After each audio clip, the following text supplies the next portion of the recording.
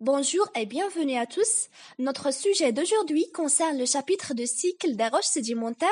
Alors, comme vous savez que les roches sédimentaires sont le résultat de 4 processus sédimentaires: altération, érosion, le transport et la sédimentation.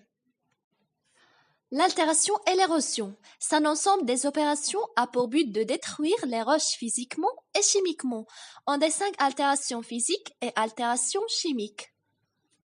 Parmi les agents de l'altération physique, on distingue la fissuration, l'altérance gel-dégel, la température et la décompression. Tout cela provoque l'altération physique. Et parmi les agents de l'altération chimique, la plupart des réactions impliquées dans l'altération nécessitent la présence d'eau et d'air. On parle de la première étape, la dissolution. C'est la réaction la plus simple faisant intervenir de l'eau ou un acide. Il s'intéresse aux roches salines comme NaCl et les roches qui contiennent le silicium. Pour le deuxième agent de l'altération chimique, on distingue l'oxydation. L'oxydation intéresse surtout le fer qui passe de l'état ferreux à l'état ferrique. On parle d'hydratation, elle concerne les roches composées d'éléments susceptibles de fixer des molécules d'eau, par exemple l'argile. Elle s'accompagne d'un gonflement des minéraux qui conduisent à la destruction de la roche.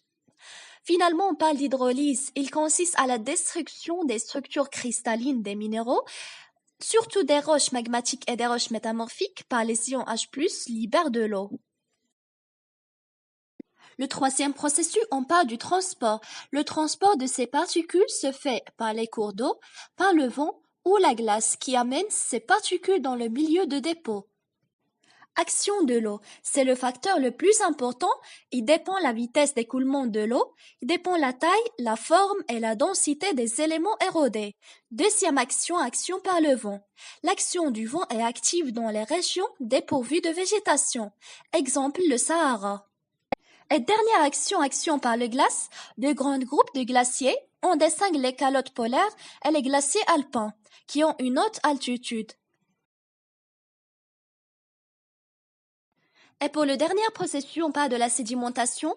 C'est un ensemble des phénomènes d'érosion et de dépôt, comme quand on avait déjà parlé d'action de l'eau, vent, glace, qui conduisent à la formation des sédiments. On distingue 3 origines des sédiments. Sédiments détritiques qui sont constitués de débris des roches, par exemple le sable et l'argile. Sédiments organiques qui sont produits par l'activité d'organismes, par exemple le pétrole. Sédiments chimiques qui sont composés des sels. Et voilà quelques types des roches sédimentaires. Si vous avez aimé mes vidéos, n'oubliez pas de vous abonner à ma chaîne pour recevoir de la nouveauté. Et si vous avez des questions, vous pouvez le poser dans les commentaires ci-dessus.